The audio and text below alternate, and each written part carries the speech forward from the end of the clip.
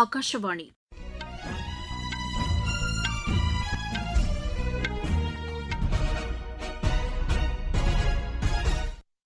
செய்திகள் வாசிப்பவர் வடிவழகி கபிலன். தலைப்புச் செய்திகள்: புத்த பூர்ணிமா இன்று கொண்டாடப்படுவதையொட்டி குடியரசுத் தலைவர், பிரதமர் உள்ளிட்டோர் மக்களுக்கு வாழ்த்து தெரிவித்துள்ளனர். மத்திய அரசு டீசல் மற்றும் விமான எரிபொருள் மீதான ஏற்றுமதி வரியை குறைத்துள்ளது. மும்பையில் 1745 கோடி ரூபாய் மதிப்பிலான கொக்கைன் போதைப்பொருள் பறிமுதல் செய்யப்பட்டுள்ளதாக மத்திய உள்துறை அமைச்சர் திரு அமித் ஷா கூறியுள்ளார். சண்டை நிறுத்த அறிவிப்பிற்கு பிறகு ஈரானுடனான பிரச்சினைக்கு தற்காலிகமாக தீர்வு காணப்பட்டுள்ளதாக அமெரிக்கா தெரிவித்துள்ளது. தாமஸ் கோப்பை பேட்மிண்டன் போட்டியின் காலிறுதி ஆட்டத்தில் இந்தியா இன்று சீன தைப்பேயை எதிர்கொள்கிறது. இனி விரிவான செய்திகள். கௌதம புத்தர் பிறந்த தினத்தை குறிக்கும் வகையிலும், புத்தர் ஞானம் பெற்ற நாளை குறிக்கும் வகையிலும் புத்த பூர்ணிமா இன்று கொண்டாடப்படுகிறது. இந்தியா, நேபாளம், பூட்டான், இலங்கை போன்ற நாடுகளில் இது ஒரு முக்கிய பண்டிகையாக கொண்டாடப்படுகிறது. இந்நாளையொட்டி குடியரசுத் தலைவர், குடியரசு துணைத் தலைவர், பிரதமர் உள்ளிட்டோர் மக்களுக்கு வாழ்த்து தெரிவித்துள்ளனர். குடியரசுத் தலைவர் திருமதி திரௌபதி முர்மு விடுத்துள்ள வாழ்த்துச் செய்தியில், புத்தரின் கருணை, அஹிம்சை, அமைதி, ஞானம் குறித்த போதனைகள் ஒட்டுமொத்த மனித குலத்திற்கும் தொடர்ந்து வழிகாட்டும் என்று கூறியுள்ளார். புத்தரின் வாழ்க்கை, போதனைகள், நல்லிணக்கம், அஹிம்சை, நேர்மையின் பாதையில் முன்னேற இந்நாள் உத்வேகம் அளிக்கட்டும் என்று குடியரசு துணைத் தலைவர் திரு சி.பி. ராதாகிருஷ்ணன் வாழ்த்தியுள்ளார். பிரதமர் திரு நரேந்திர மோடி சமூக வலைதளத்தில் வெளியிட்டுள்ள பதிவில், புத்தரின் போதனைகளை செயல்படுத்த அரசு உறுதி பூண்டிருப்பதாக கூறியுள்ளார். சமூகத்தில் மகிழ்ச்சி, நல்லிணக்கமும் பெருகட்டும் என்றும் அவர் வாழ்த்தியுள்ளார். மத்திய உள்துறை அமைச்சர் திரு அமித் ஷா வெளியிட்டுள்ள செய்தியில், புத்தரின் வாழ்க்கை சமூக நலனுக்கு எடுத்துக்காட்டாக உள்ளதாக கூறியுள்ளார். இதனிடையே புத்த பூர்ணிமாவையொட்டி லடாக் லே பகுதியில் உள்ள ஜிவாட்சலில் புத்தரின் புனித திருவுருவச் சின்னங்களின் கண்காட்சியை மத்திய உள்துறை அமைச்சர் திரு அமித் ஷா திறந்து வைத்தார். இந்த கண்காட்சி வரும் 14ஆம் தேதி வரை நடைபெறும் என்று எமது செய்தியாளர் தெரிவிக்கிறார். இந்நிகழ்ச்சியில் லடாக் துணைநிலை ஆளுநர் திரு வினய்குமார் சக்சேனா, புத்த மத துறவிகள் உள்ளிட்டோர் பங்கேற்றனர். மகாராஷ்டிரா மாநில நிறுவன தினம் இன்று கொண்டாடப்படுவதையொட்டி குடியரசுத் தலைவர், குடியரசு துணைத் தலைவர், பிரதமர் உள்ளிட்டோர் மக்களுக்கு வாழ்த்து தெரிவித்துள்ளனர். குடியரசுத் தலைவர் திருமதி திரௌபதி முர்மு வெளியிட்டுள்ள சமூக வலைதள பதிவில், சத்ரபதி சிவாஜியின் வீரம், தேசப்பற்று, தைரியம், சுயமரியாதைக்கு இம்மாநிலம் பெயர் போனதாக கூறியுள்ளார். மகாராஷ்டிராவைச் சேர்ந்த மாபெரும் தலைவர்களான மகாத்மா ஜோதிபா புலே, சாவித்ரிபாய் புலே, லோக்மான்ய பால கங்காதர் திலகர், டாக்டர் பாபா சாஹேப் அம்பேத்கர் ஆகியோர் நாட்டு மக்களுக்கு உத்வேகம் அளித்து வருவதாக கூறினார். குடியரசு துணைத் தலைவர் திரு சி.பி. ராதாகிருஷ்ணன் விடுத்துள்ள செய்தியில், கலாச்சாரம், கல்வி, பொது சேவை, தொழில் உள்ளிட்ட பல்வேறு துறைகளில் நாட்டின் வளர்ச்சியில் மகாராஷ்டிராவின் பங்களிப்பு முக்கியமானது என்று தெரிவித்துள்ளார். பிரதமர் திரு நரேந்திர மோடி விடுத்துள்ள செய்தியில், சமூக சீர்திருத்தம், கலாச்சாரம், கல்வி, அறிவியல், இலக்கியம் உள்ளிட்ட பல்வேறு துறைகளில் மகாராஷ்டிரா முன்னோடி மாநிலமாக திகழ்வதாக கூறியுள்ளார். உழைப்பாளர் தினம் இன்று கொண்டாடப்படுகிறது. இந்நாளையொட்டி மத்திய தொழிலாளர் நலத்துறை அமைச்சர் டாக்டர் மன்சுக் மாண்டவியா வெளியிட்டுள்ள செய்தியில், பிரதமர் திரு நரேந்திர மோடி தலைமையிலான அரசு தொழிலாளர்களின் நலனுக்காக பல்வேறு திட்டங்களை செயல்படுத்தி வருவதாக தெரிவித்துள்ளார். பாதுகாப்புத்துறை அமைச்சர் திரு ராஜ்நாத் சிங் வெளியிட்டுள்ள செய்தியில், சுயசார்பு மற்றும் வளர்ச்சியடைந்த இந்தியா என்ற இலக்கை எட்ட உழைப்பாளர்களின் பங்களிப்பு இன்றியமையாதது என்று கூறியுள்ளார். மத்திய இணையமைச்சர் டாக்டர் எல் முருகன் வெளியிட்டுள்ள செய்தியில், நாட்டின் வளர்ச்சிக்கு தங்களது கடின உழைப்பை வழங்கி வரும் உழைப்பாளர்களுக்கு வாழ்த்துக்களை தெரிவிப்பதாக தெரிவித்துள்ளார்.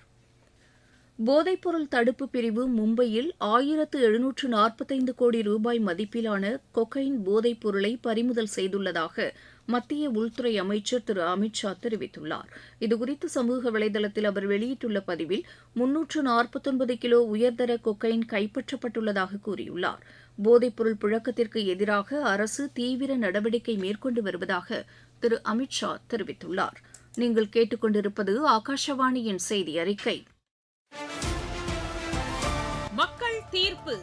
நேயர்களே, சட்டப்பேரவை தேர்தல் முடிவுகளை உடனுக்குடன் வழங்கும் வகையில் எமது செய்தி பிரிவு வரும் 4ஆம் தேதி காலை 9 மணி முதல் மக்கள் தீர்ப்பு 2026 என்ற சிறப்பு கலந்துரையாடல் நிகழ்ச்சியை நடத்த உள்ளது.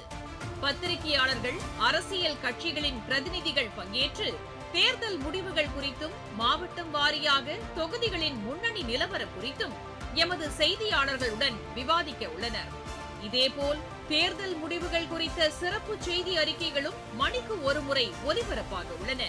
சட்டப்பேரவை தேர்தல் முடிவுகளை உடனுக்குடன் அறிந்து கொள்வதற்கு ஏதுவாக ஒலிபரப்பாக உள்ள இந்த நிகழ்ச்சிகளை கேட்க தவறாதீர்கள். மத்திய அரசு டீசல் மற்றும் விமான எரிபொருள் மீதான ஏற்றுமதி வரியை குறைத்துள்ளது. இதுகுறித்து மத்திய நிதியமைச்சகம் வெளியிட்டுள்ள அறிக்கையில், டீசல் மீதான ஏற்றுமதி வரி லிட்டர் ஒன்றுக்கு 23 ரூபாயாகவும், விமான எரிபொருள் மீதான ஏற்றுமதி வரி லிட்டர் ஒன்றுக்கு 33 ரூபாயாகவும் குறைக்கப்பட்டுள்ளது. பெட்ரோலுக்கு ஏற்றுமதி வரி ஏதும் விதிக்கப்படவில்லை. பெட்ரோல், டீசல் மற்றும் விமான எரிபொருள் ஏற்றுமதிக்கு கடந்த மார்ச் மாதம் 27ஆம் தேதியிலிருந்து கூடுதல் கலால் வரி விதிக்கப்பட்டிருந்தது. மேற்காசிய பிரச்சினையை அடுத்து உள்நாட்டில் பெட்ரோலியப் பொருட்கள் தடையின்றி விநியோகிப்பதற்காக இந்த நடவடிக்கை மேற்கொள்ளப்பட்டிருப்பதாக அமைச்சகம் தெரிவித்துள்ளது. உள்நாட்டு விநியோகத்திற்கான பெட்ரோல், டீசல் மீதான கலால் வரியில் எந்த மாற்றமும் விதிக்கப்படவில்லை என்றும் நிதி அமைச்சகம் கூறியுள்ளது. இதனிடையே பொதுமக்களுக்கு விநியோகிக்கப்படும் பெட்ரோல், டீசல் விலையில் மாற்றம் எதுவும் இல்லை என்று இந்திய எண்ணெய் கழகம் தெரிவித்துள்ளது. இந்த நிறுவனம் வெளியிட்டுள்ள அறிக்கையில், 33 கோடி நுகர்வோருக்கு வழங்கப்படும் வீட்டு உபயோக சமையல் எரிவாயு சிலிண்டரின் விலையில் எந்த மாற்றமும் இல்லை என்று கூறியுள்ளது. தொழில் நிறுவனங்களுக்கு வழங்கப்படும் எரிபொருட்களின் விலை சர்வதேச சந்தை மதிப்புக்கு ஏற்ப உயர்த்தப்பட்டுள்ளதாகவும் அதில் தெரிவிக்கப்பட்டுள்ளது. தமிழகத்தின் நீலகிரி மாவட்டத்தில் கோடை சீசன் தொடங்கியுள்ளதை அடுத்து இன்று முதல் போக்குவரத்தில் மாற்றம் செய்யப்பட்டுள்ளது. போக்குவரத்து நெரிசலை கட்டுப்படுத்தும் வகையில் சில பாதைகள் ஒருவழிப்பாதையாக மாற்றப்பட்டுள்ளதாக எமது செய்தியாளர் தெரிவிக்கிறார். இன்று முதல் மேட்டுப்பாளையத்திலிருந்து உதகைக்கு வரும் சுற்றுலாக்காரர்கள் அனைத்தும் காட்டேரி சந்திப்பிலிருந்து இடதுபுறமாக திரும்பி சேலாஸ், கெந்தலா, காட்டேரி டேம், கேத்திப்பாலடா, கொல்லிமலை, லவுடேல், மஞ்சனக்குறை, ஃபர்னில் வழியாக நகருக்கு வந்தடையலாம். மேட்டுப்பாளையத்திலிருந்து கூடலூர் மற்றும் தெப்பக்காடு செல்லும் சுற்றுலா பேருந்துகள், வேன், கார்கள் மற்றும் மேக்ஸிகேப் வாகனங்கள் அனைத்தும் லவுடேல் சந்திப்பிலிருந்து இடதுபுறமாக திரும்பி லவுடேல் ரயில்வே நிலையம், லவுடேல் காவல் நிலையம் சந்திப்பு, காந்திநகர், மஞ்சனக்குறை, ஃபிங்கர் போஸ்ட் வழியாக கூடலூர் அனுப்பி வைக்கப்படும். குன்னூரிலிருந்து உதகைக்கு வரும் அனைத்து சுற்றுலா பேருந்து மற்றும் மேக்ஸிகேப் வாகனங்களும் உதகை ஆவின் வாகன நிறுத்துமிடத்தில் நிறுத்தப்படும். கோத்தகிரியிலிருந்து உதகைக்கு வரும் அனைத்து சுற்றுலா பேருந்து மற்றும் மேக்ஸிகேப் வாகனங்களும் உதகை அரசு கலைக்கல்லூரி தற்காலிக வாகன நிறுத்துமிடத்தில் நிறுத்தப்படும். சுற்றுலா பயணிகள் அங்கிருந்து சுற்றுலா தலங்களுக்கு செல்ல அரசு சுற்றுப்பேருந்தை பயன்படுத்திக் கொள்ளலாம். உதகையிலிருந்து மேட்டுப்பாளையம் செல்லும் அனைத்து வாகனங்களும் கோத்தகிரி வழியாக மட்டுமே செல்ல வேண்டும். இன்று முதல் அத்தியாவசிய பொருட்கள் ஏற்றிச் செல்லும் வாகனங்களை தவிர அனைத்து கனரக வாகனங்களும் காலை 8 மணி முதல் இரவு 9 மணி வரை நகருக்குள் வர அனுமதி இல்லை என மாவட்ட காவல்துறை அறிவித்துள்ளது. உதகையிலிருந்து சரவணன். மத்திய பிரதேச மாநிலம் ஜபல்பூர் மாவட்டம் கமாரியா தீவு அருகே பார்கி ஆற்றில் படகு கவிழ்ந்து விபத்துக்குள்ளானதில் 4 பேர் உயிரிழந்தனர். காணாமல் போன 11 பேரை தேடும் பணியில் மீட்புக் குழுவினர் ஈடுபட்டுள்ளனர். இந்த விபத்தில் நீரில் மூழ்கிய 24 பேரை மீட்புக் குழுவினர் பாதுகாப்பாக மீட்டனர். இந்த விபத்தில் உயிரிழந்தோரின் குடும்பத்தினருக்கு தலா 4 லட்சம் ரூபாய் நிவாரண நிதி வழங்கப்படும் என்று முதலமைச்சர் டாக்டர் மோகன் யாதவ் அறிவித்துள்ளார். மேற்காசியாவில் சண்டை நிறுத்த அறிவிப்புக்கு பிறகு ஈரானுடனான பிரச்சினைக்கு தற்காலிகமாக தீர்வு காணப்பட்டுள்ளதாக அமெரிக்க பாதுகாப்புத்துறை அமைச்சர் திரு பீட் ஹேக்ஸட் தெரிவித்துள்ளார்.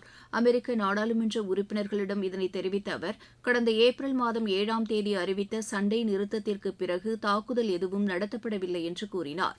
அமெரிக்க சட்டப்படி 60 நாள் ராணுவ நடவடிக்கைக்கு பிறகு தாக்குதல் நடத்துவதற்கு நாடாளுமன்ற ஒப்புதல் பெற வேண்டும் என்று எமது செய்தியாளர் தெரிவிக்கிறார்.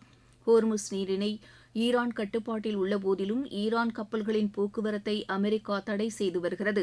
இந்நிலையில் ஈரான் மீதான ராணுவ நடவடிக்கைக்கு நாடாளுமன்ற அனுமதி பெற வேண்டும் என்று அமெரிக்க ஜனநாயக கட்சி உறுப்பினர்கள் வலியுறுத்தியுள்ளனர்.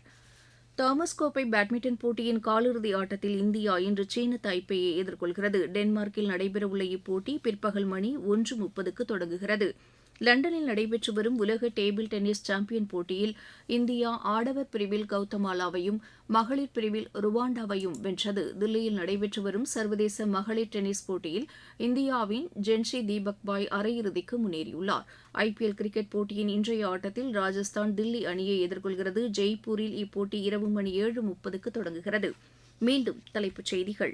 புத்த பூர்ணிமா இன்று கொண்டாடப்படுவதையொட்டி குடியரசுத் தலைவர், குடியரசு துணைத் தலைவர், பிரதமர் உள்ளிட்டோர் மக்களுக்கு வாழ்த்து தெரிவித்துள்ளனர். மத்திய அரசு டீசல் மற்றும் விமான எரிபொருள் மீதான ஏற்றுமதி வரியை குறைத்துள்ளது. மும்பையில் 1745 கோடி ரூபாய் மதிப்பிலான கொக்கைன் போதைப்பொருள் பறிமுதல் செய்யப்பட்டுள்ளதாக மத்திய உள்துறை அமைச்சர் திரு அமித் ஷா கூறியுள்ளார். சண்டை நிறுத்த அறிவிப்பிற்கு பிறகு ஈரானுடனான பிரச்சினைக்கு தற்காலிகமாக தீர்வு காணப்பட்டுள்ளதாக அமெரிக்கா தெரிவித்துள்ளது.